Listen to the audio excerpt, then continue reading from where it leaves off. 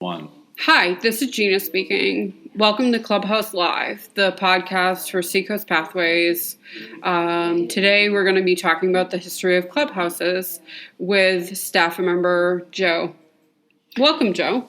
Hi, Gina, and congratulations on your very first podcast. This is our first podcast, and I'm just really excited to be your first guest.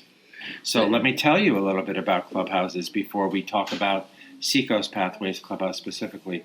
I'll try to be brief because lots of times when you try to explain what a clubhouse is or what the history is, you can go on, and I'm sure we'll be able to talk about it as we go. But generally, you have to go back to the middle of the 20th century, roughly 1950. The first clubhouse was formed. It was formed when some people had been discharged from a mental hospital in the New York area, wanted to keep in contact, and they found a place. I think a family member donated space, and they started getting together. They wanted to keep their friendships going and have a place to go. And that was really the very first idea of what a clubhouse was. And a little time went by, and that particular organization became known as Fountain House, and it's still there. It's a fantastic clubhouse in New York City. Eventually they hired a man by the name of John Beard, who came in, and now this was in the 1950s when psychology was becoming popular. Like Freud and Spock, not the guy from Star Trek, but the child psychologist. People were paying attention to psychiatry. And John Beard had this notion that really went against conventional thinking. He said, and in fact, he said exactly these words when he came into it working. I don't care really what your diagnosis is. I'm not concerned with that. I'm concerned with what you can do right, what you can do well. So it's not about your diagnosis. It's about making you feel and making you understand that you do have strengths and that you do have qualities that can actually help you recover. So that really went against this idea that, when you had a mental illness, you really didn't have much chance for recovery. To John Beard, it was, no, you have qualities. We're going to bring those qualities out in you, and it really doesn't matter what your diagnosis is. It's the work you're going to do in this clubhouse. And so, quickly I'll end this part. He started giving people jobs in the clubhouse. Answer the phone, wash some dishes, help make the meals, take messages, clean the floor. All of these things gave people in the clubhouse work and a way to feel important, and he started seeing the people recover. Is that what you mean when you say we leave the diagnosis at the door? Well, that's interesting. That's really one of the biggest mottos of the clubhouse. Check your diagnosis, leave your diagnosis at the door. Most clubhouses operate on that. It's like, we know you have a mental illness, we know you have a diagnosis, but we're not here to talk about that. We want you to know who you are in spite of that. And so leave your diagnosis at the door. Yeah. Good point. Yeah. Thanks, Joe. Yeah. So do you want to talk about Seacoast Pathways? Sure. Yeah. Seacoast Pathways has been a great part of my life. I have learned, like this being my first ever podcast, I've spoken in front of the New Hampshire House a lot. We do a lot of just average, ordinary things, but make you feel great and involved in the community and stuff like that. Mm-hmm. Like, as you said, James Beard taught these kind of things, and we've kept that model alive, and we don't talk about our diagnoses really at all, and we just put our hands to work, I guess you could say. And our members tell us that coming to Seacoast Pathways Clubhouse is a great way. In fact, at the open house, we had the three things I heard are it's an alternative to being alone or being isolated. Okay, there's structure, right? And I think you talked about that a little bit. I agree with that. And there's peer support. So what we're offering in our community is a complete alternative for people who are struggling with mental health. They don't have to be alone. They don't have to be lonely and not have anything to do. They have a place that's theirs. That's one of the biggest philosophies of a clubhouse. The members have ownership. They have governorship. They have it's their place, and they all members are involved in decision making. The staff isn't really telling members what to do. Staff and members are really on an equal footing, and it's that kind of welcoming, non-judgmental environment where the members are empowered that really is a powerful recovery piece here. And we're fully a team. Like, everybody works together. We ask for someone's help if we need anything, or in a positive way, and we don't let anybody feel left out of anything, and we just work together on it. Yeah, we just had a workshop just a few minutes ago with wellness, learning how to communicate, learning how to understand, how to talk to people. People who are in a mental health bind often, their thinking process may not be just right. And so we want our clubhouse to be a really kind place where there's good communication going on and people are understanding each other. And, we don't want arguments. We work really hard at keeping it a very peaceful place. And keeping it simple, for sure, so everybody understands it. It's one of our mottos, keep it simple. Absolutely. Patience is a virtue. There's another one. Clubhouses are known for having all these motivational signs around the clubhouse, and those are two of the most popular. Maybe we should talk about one of the key standards of being, of running a clubhouse. Clubhouses have roughly 37, maybe now 38 standards on which they operate, and one is very simple. It's a very basic standard, but it's so important to recovery, and that is that all the work in the clubhouse that members do is voluntary. So why is that a powerful piece of recovery for a person with a mental health issue? I would say you're not told what to do. You are politely asked to do something. If somebody wants you to clean the dishes or whatever because there's nobody else to do it, they would politely ask. And if you can't or don't want to, you can always say no, or I won't do it today, but I can do it next time I'm here. Mm-hmm. Like, it's always engaging in conversation about things that haven't been done in a polite way. Mm-hmm. Kind of like voluntold, I guess. You're voluntary, but right. You're kind of encouraged to do stuff. Yeah, and that should be a liberating idea to a person who has been through, let's be honest, they've been through hell in their journey of recovery. They may have been in the hospital. Maybe they're dealing with family issues that, some people sadly they report that their family doesn't really embrace them because of their mental issue. That's probably one of the cruelest active forms of stigma, but it does happen.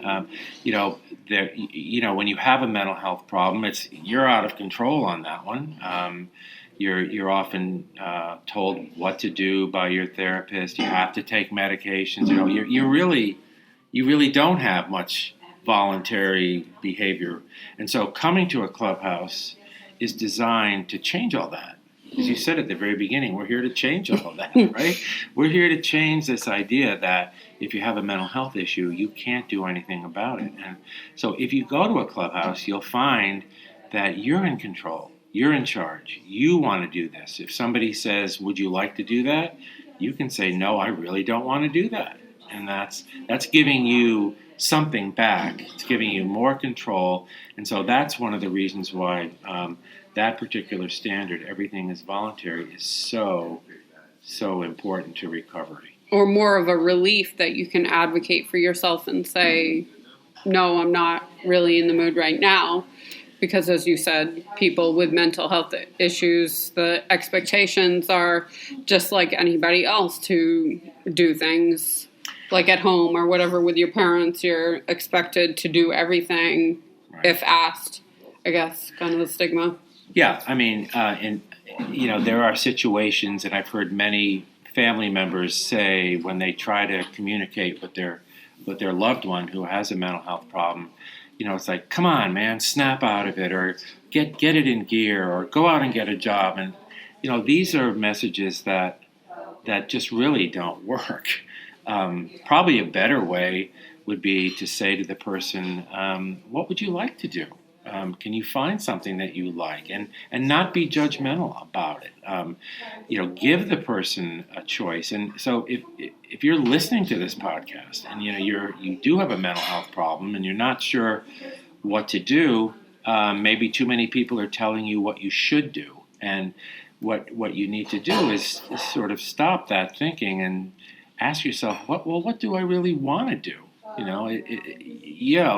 You may not be able to go out and get a job. You may not be able to, even get volunteer work. But there certainly must be some things that you want to do that will maybe get you out of the house, maybe get you out of your own isolated thinking, get you with other people, socializing. So, be voluntary. Don't feel you have to do something. Don't let somebody tell you that you have to do something, but do something. Find something that you like to do. So you're saying to the world, whoever's listening to this, change the shoulds and turn them into what can I do, or what do I want to do, or because shoulds are just being bossy and expectations, and just to make it better for yourself. Yeah, it's really about self-empowerment. And not listening to the societal messages that say, get a job. If you can get a job, great. Certainly, I don't mean to go the other way with it, but there's so many things that you can do that will qualify as work. And it can be stuff you really love to do. Don't worry about whether you're getting paid or what other people might think. But it's so much better than sitting at home and doing nothing. And isolating yourself. Yeah. So you're saying just to be yourself and try to find what you like to do, or what you love to do, or even in the moment you don't know that you love it or something, just try something one step at a time to do something new. Right, and that's really a key philosophy of the Clubhouse. I mean, most of the things that we do at Seacoast Pathways have come from the interest of members. I mean, we've heard members have come in and said, "Hey, can we have an artist here? Can we work on art?" Yeah, we'll find ways for you to work on art. We like to make anything we do here serve the Clubhouse. That's another important thing, that all work is done to promote or to make the Clubhouse run well. But if a member comes in and says, I really like art, well, you know what? We'll give you a job. Maybe you can design our brochure cover. Maybe you can, make some motivational posters using your artistic qualities. That's work. You're contributing something to our Clubhouse. And, almost anything we've done here, music, the food we prepare, members come in and say, hey, can we have, beef stroganoff? Sure, if you like to make beef stroganoff, that's a job for you. Do it. You're doing it for the Clubhouse, you're doing it for members, you're doing it for yourself. So it's all really about empowerment, voluntary empowerment of what you want to do. Yeah. I'm kind of feeling empowered by you, Joe. Yeah, well, thank you. I mean, again, we it's good that we talk about this. It's good we spread the word. Anybody out there listening to this, if there is a Clubhouse in your region, you could start by looking up the website Clubhouse International. If you just Google those two words, Clubhouse International is kind of the overseeing organization that actually it accredits Clubhouses. You will find a search engine there for finding a Clubhouse. But if you don't live near a Clubhouse, you can listen to our podcast and, in a sense, be part of our Clubhouse that way as a listener. But you can also just practice these ideals and theories that we use at a Clubhouse on your own.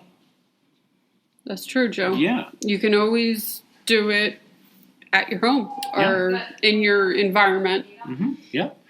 So you have spoken very eloquently about Clubhouses and our Clubhouse specifically. Gina, do you want to just tell our listeners what the Clubhouse has done for you? Well, so 6 months ago, I started being full-time at the Clubhouse. I didn't know what podcasting was or being on video news or anything, and newslettering and doing ads for like what new projects we're doing. So I've totally learned a lot about what job opportunities or skills that I have that I didn't know about until I got here. But if I never came here, I never would have known about those opportunities or anything. So sometimes when you're in a new situation, you have to take the leap into doing something new. And then you realize what cool things you can do and what talents you have, because you never know what talents you have until you actually try them out. Even if it comes with anxiety at first, you break through that kind of thing and you find this really cool hobby like this podcast. Right. For the first time ever. Right, exactly. So that sounds a whole lot better than staying home alone all day. And yeah, totally. Not being with others. And you really, that is, how you mentioned anxiety, really the message is we know how you're feeling when you're home alone and you're feeling anxious. And it's really not promoting your recovery. It may feel good. I mean, close the door, close down the blinds, don't deal with anybody.